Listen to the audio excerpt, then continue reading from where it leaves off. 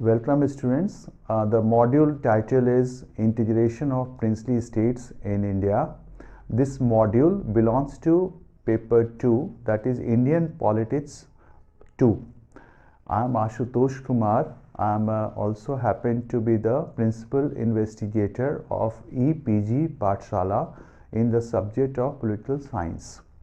In this module, we are going to discuss the way Indian Union came into existence, the way the princely states were integrated into independent India. We all know that India was during colonial time was divided into two India. There was one British India, and then there was another India which consisted of the princely states. So 1/3 of the India's territory, almost like more than 1/3 of the India's territory, belonged to the princely states, and by some estimation there were 563 princely states. Others have enumerated 565 princely states. Some people say only 554, but we can safely conclude that more than 550 princely states existed in colonial India. These princely states also were divided according to their territory, according to their population, so there was a certain degree of hierarchy as far as the princely states were concerned. There was also a kind of a hierarchy in sense of giving the respect to the princely rulers. And these princely states were all over India. It was not that the princely states were only confined to southern India or northern India. The princely states were there in the northeast, in the south, also in the northwest. So they were everywhere. And there were smaller princely states, there were bigger princely states. As you know, the India was ruled by the princely rulers before the British came. The British, when they came as a part of East India Company, they started annexing many princely states. But this process stopped after 1857. The doctrine of lapse, which was introduced by Lord Dalhousie, was no longer acceptable to the British, because British thought that the princely rulers were great assets because they had helped the British in combating in quashing the revolt which took place in 1857, which has been also known as First War of India's Independence. So princely rulers were then onwards seen as collaborators. They were seen as friendly parties to the British colonial regime. We can also refer to the First World War and Second World War. During these two world wars, when the British were involved in the two wars, the princely rulers helped the British regime with the help of the help came in the form of the men and the resources. And the British rulers, who were democratic rulers, they always thought that the princely rulers were going to be their great and reliable partners. And during the Indian freedom movement, we find that many princely rulers did not allow the Congress party to have presence in their princely states. So most of these princely states remained untouched by the freedom movement for a quite long period. It was only in the late 30s and 40s when the Congress movement became a mass movement, and there was this non-cooperation movement, civil disobedience movement, especially the Quit India movement, when the impact of the nationalist movement was felt also in the princely states. Then if you see the princely states rulers, some of the princely rulers were good. Like you can refer to Mysore, you can refer to Travancore, the princely state of Baroda. These princely rulers were doing a lot in the field of education, in the field of, like you can refer to BHU. BHU came as or Deccan Society of Tilak. They all were funded by the princely rulers. So some of the princely rulers were doing very good job, and they were trying to give some representation to the political subjects also. But most of the princely rulers were not really pro people. They were exploitative. They had the feudal mindset, and there was a lot of oppression of the people of these princely states. So in this paper, we basically discuss about the merger of more than 550 princely states in India, and this has been a mammoth exercise, and in fact it has been considered as one of a very important achievement of independent India, the first government of the newly independent India, and the credit has gone to Vallabhbhai Patel, who was in charge of the Ministry of States formed to deal with this problem. And also we had the secretary of the ministry, the veteran civil servant VP Menon. Both played very important role bringing the states, princely states into the Indian Union. One can also refer to the role played by the then Viceroy Lord Mountbatten, who persuaded the princes to join independent India, and also there was a popular movement in many of the princely states where the people demanded the merger with India. As we all know that prior to independence, and many of these states were completely surrounded by the British India. So there was two India, British India and the princely states. And many states, if they would have remained independent, they would have created a lot of problem about the unity and integrity of newly independent India. That is also very much there. So integration of the princely states basically forestalled these possibilities, strengthened the political unity and territorial integrity of India.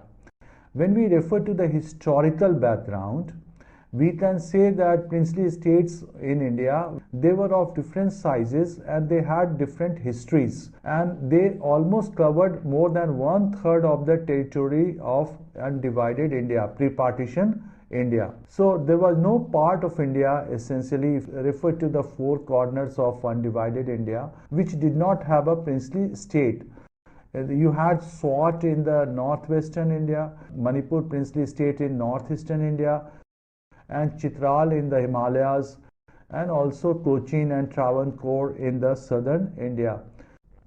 Now when we refer to the popular movement, we know that the post-war period saw the emergence of the people's movement in the princely states, as the people living in these princely states demanded popular participation in the administration of these states, because there was a nationalist movement going on in the British India. So the impact of that nationalist movement and the demand for self-rule and all, it was making its impact even on the princely states. Different kind of princely states. Some of the progressive princely states were like Travancore, Baroda and Mysore. They had already introduced the representative assemblies by the early 20th century. The early 20th century also saw the establishment of Praja Mandal or popular organization in few states, and there was also expectation that the Indian National Congress would come out openly against the rulers and in support of the people's movement. However, very strangely, the top leadership of the Congress very long time was hesitant about intervening in what they consider as the internal affairs of the princely states. In fact, even Mahatma Gandhi stated publicly that he favored a policy of non-intervention with regard to the princely states. So that was the policy of the Congress, and that was because of certain regions. They thought that there were princes, progressive kind of governance. They were regarded as living proofs of the fact that Indians could rule as well as, if not better than, the British. Furthermore, many princes donated handsomely to the educational initiatives of many nationalist leaders. So, like Deccan Education Society, which was set up by Tilak, and the Banaras Hindu University, which was founded by Pandit Madan Mohan Malviya, they received huge funds from the princely rulers. Then princely rulers were also seen as a prospective allies, partner in the fight for freedom against the British. Then we refer to 1930, there was a communalization, and most of the princely state rulers, they were secular. So, and princely states were also free from communal riots which started taking place in British India. So it was also projected by the Congress party that the communal polarization was as a result of a divide and rule policy of the British Indian government. And see, the princely rulers who were ruling, they were Indians, and even when they're in the princely states, there would be Muslims and the Hindus, there would not be any communal riots. So that was their position. World War II, Second World War, reinforced the prince's position as valued partner of the empire because they supplied men, money and material for the war effort. And they thought that in return they would be given more autonomy. However, this did not happen. In Quit India movement 1942 had its impact on the princely states because there was a greater level of political awareness among the political subjects in these princely states.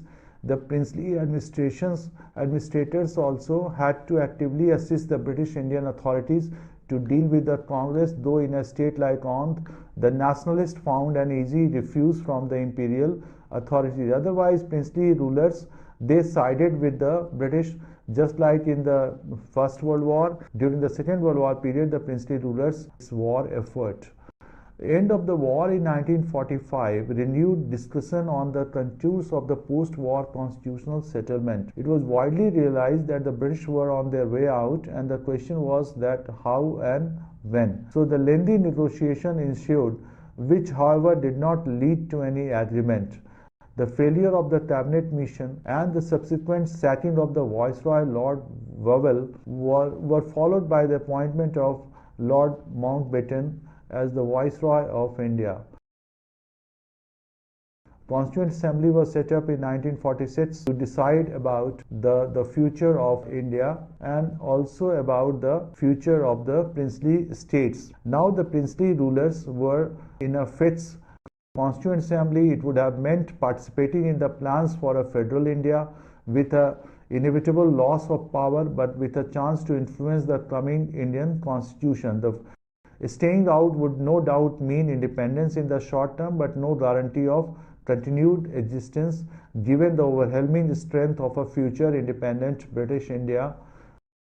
So the rulers were divided, but after much behind the scene maneuvering and intrigue, many states led by Bikaner and Patiala decided to join the Constituent Assembly in 1947. Meanwhile, Pandit Nehru also tried to bring them. They were like the states were, basically the princely states were given warning if they would not join the Constituent Assembly. So ultimately the princely rulers sent their nominee to the Constituent Assembly to participate in the process of the making of the Constitution. The announcement by Clement Attlee, the British Prime Minister, on February 20, 1947, that the British planned to leave the subcontinent by 1948 after transferring power real and unavoidable. The Lord Mountbatten also gave an impetus to the process of decolonization set in motion by Attlee's declaration. The princes expected much from the new viceroy because he was closely related to the British royal family. However, Mountbatten was more occupied with devising a settlement which would be acceptable to both the Congress and the Muslim League. The question of the princes and the states was important, but the failure to arrive any mutually acceptable agreement led to the June 3 announcement by which British India was to be partitioned on religious lines into two separate political entities, India and Pakistan. That was very much based on the two-nation theory propounded by Jinnah, and there was all attempt on the part of the Congress party to avert partition failed in this manner. This announcement made no clear mention of what was to be the fate of the states, princely states. British only said that their policy towards them would remain unchanged. This was interpreted by some that as soon as the British paramountcy would lapse, then the states would be free to make their own arrangements. So there was understanding that after the India and Pakistan come into existence, the princely rulers would have free hand to decide what to do with whether to join these two newly independent countries or to remain independent. It was on this background that V.P. Menon, the then Reforms Commissioner, Government of India, suggested to the Viceroy that the accession of the states to either India or Pakistan and an assurance that the British government would not maintain diplomatic relations with those who chose to remain independent would help arrive at a quicker political settlement with the Congress and a smoother transfer of power prior to the actual transfer scheduled for August 1947.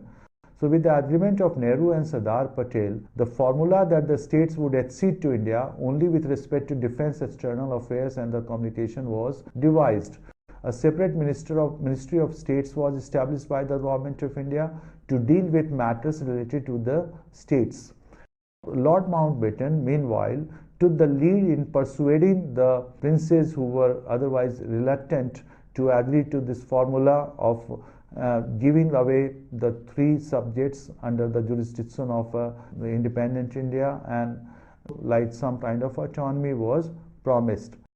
The two prominent states, Hyderabad and Jammu Kashmir, took advantage of the provision of the Indian Independence Act 1947, by which the British control over them lapsed and was not replaced by any other external authority, to decline to sign the instrument of both princely states, Jammu Kashmir ruler and the Hyderabad ruler.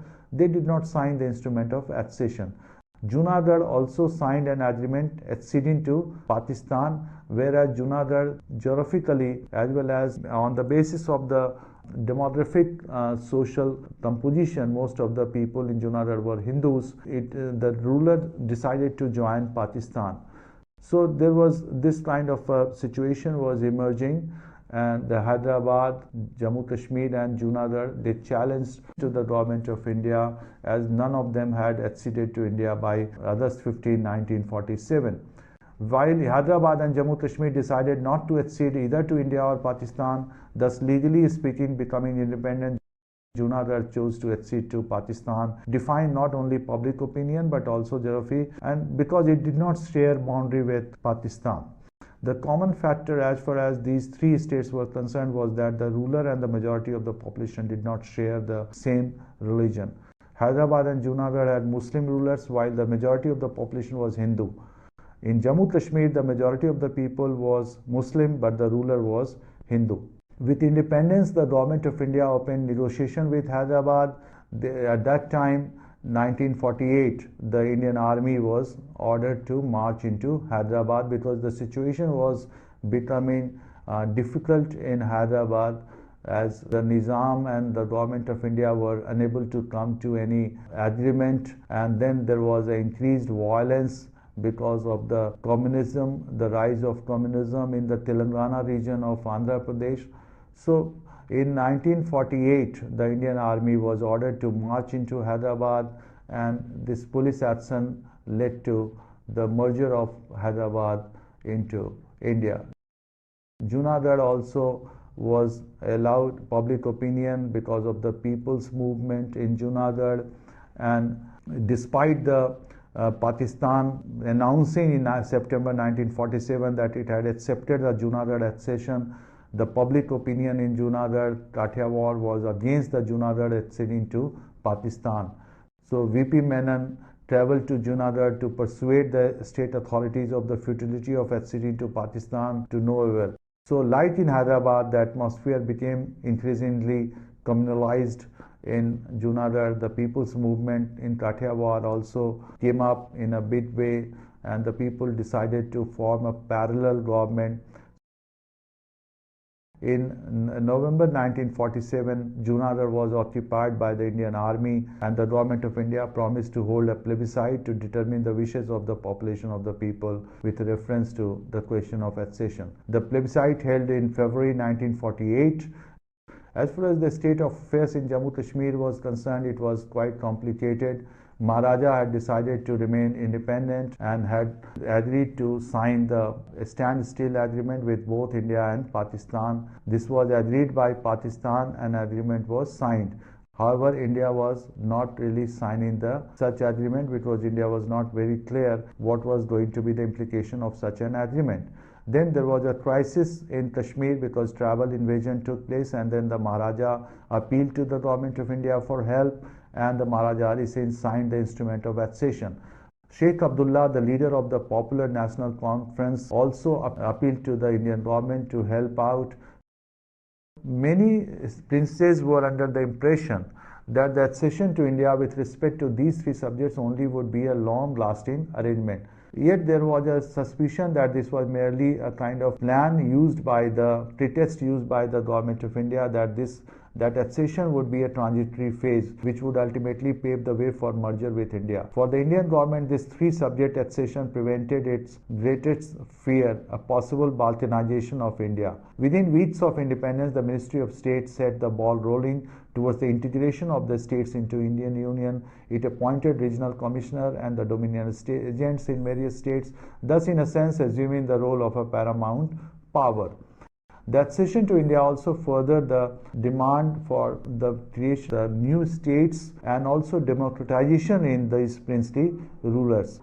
And the princes who were called Raj Pramukh or Up Raj Pramukh, they became the constitutional head of their respective union, and these unions were basically the merger of the princely rulers. So like in the case of Orissa and Chhattisgarh, the princes were financially compensated and retained their title. So they were allowed to retain their title of Maharaja or Raja, and they were given also some kind of monetary compensation in lieu of the merger of their states into Indian Union. By 1950, apart from the smaller states like Tripura and Manipur, which had become centrally administered unit, only Hyderabad, Mysore and Jammu Kashmir retained their separate existence with their respective rulers serving as Raj Pramukh. Princely states were merged with some of one or another Indian states. Reorganization of the states in 1956 as a result of 7th Constitutional Amendment saw the post of Raj Pramukh being abolished. The nomenclature of the head of the state was changed to governor or lieutenant governor, as was the case. Furthermore, the territory of Hyderabad was distributed on a linguistic basis among 3 states, namely the Karnataka and the Andhra Pradesh and the Tamil Nadu. And then you had the Mysore was also enlarged with addition of the territory from the neighboring states of Bombay and Madras. And the princes, however, managed to survive the transition to democracy. Many of them joined politics. They became the lawmakers. They also became the ministers. In 1970, however, the constitution was amended to abolish the Privy Purse and the princely titles. With this political contentious move, the princes finally vanished into the mist of history. And as private individuals, they continue to play a role in the public life as politicians, tourism enthusiasts, or nature conservationists. Still, and they also continue to command the loyalty of their erstwhile subjects, but in reality, the princely rulers now they cannot retain their title. They are no longer compensated monetarily by the Indian state.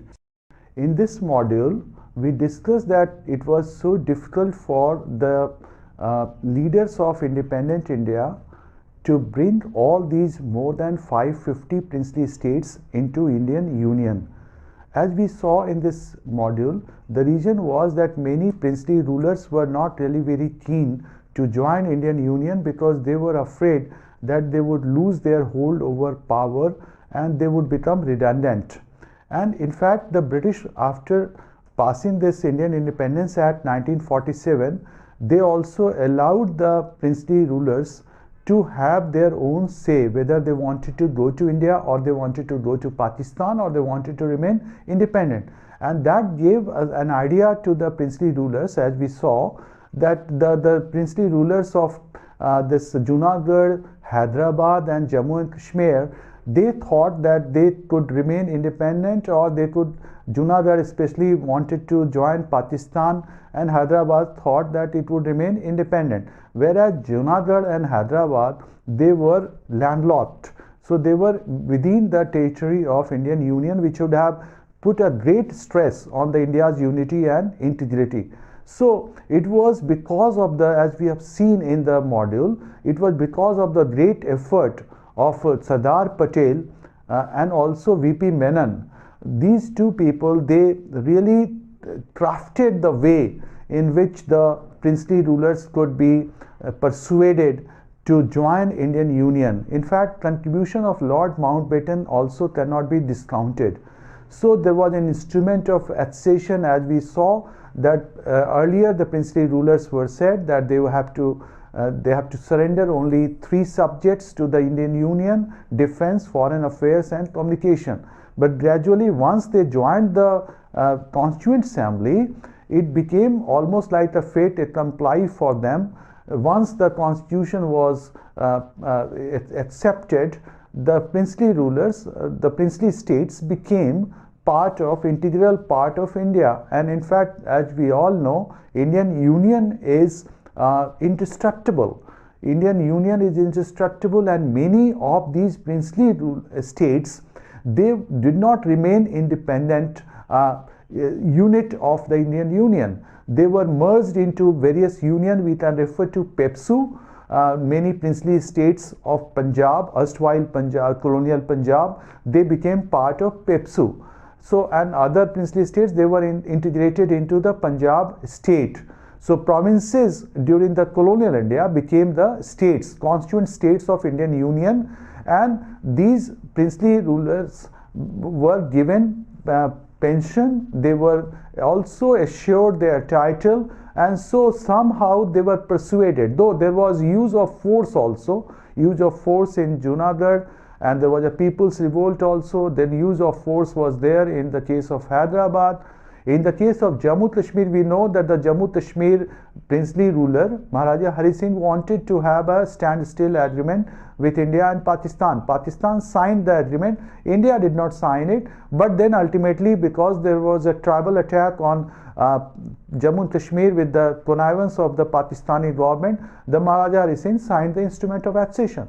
So this process took quite a lot time, and there was some kind of challenge also for the Indian rulers, Indian leaders to how to bring all these princely states into the Indian Union. But as we see that as the elections take place, many of these erstwhile princely rulers, they fought elections, they won elections, and they also became accommodated in the political system, democratic political system, as the elected representatives of the people. So given the challenge that more than 550 princely states, how to bring them, because many of these princely states had very different kind of legal constitutional structure, they had a different kind of custom, tradition, local loyalties were there, and then to make them part of mainstream Indian political culture, to make them integral part of the Indian Union, and homogenize the entire territory, and to inculcate a feeling of nation building, to have a feeling of belonging to one India, Indian nation state. So institution building, state building, nation building, this was very much connected to the process of integration of princely states to Indian Union. And as such, we can say that because of the contribution of Sardar Patel and other political leadership, their statesmanship, their power to persuade, their capacity to convince the princely rulers, and also the force of the public opinion, the people wanting to be part of India, and also a long history of nationalist movement, all these factors really played a very important role in making the process of integration of princely states into Indian Union quite smooth.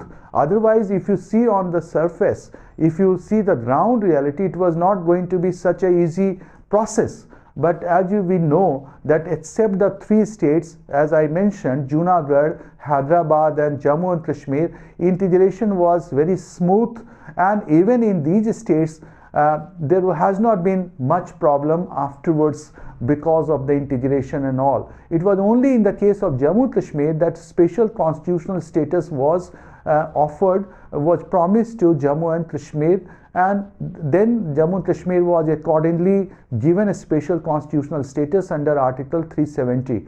Otherwise, all these princely states, now they have got integrated into the constituent states. Only Jammu Kashmir stands out as a separate state, constituent state. Otherwise, now the Hyderabad region has been divided into on the linguistic basis. Now the main Hyderabad region is part of Telangana. So you can have Mysore has become a part of Karnataka. So there has been, like the Patiala has become part of Punjab. Then many the Rajasthan is now basically comprises of the princely states. So Rajasthan has got its own identity, Karnataka has got its own identity, Punjab has got its own identity. So the identity of the separate identities of the princely states is no longer there, which has really contributed to the unity and integrity of India.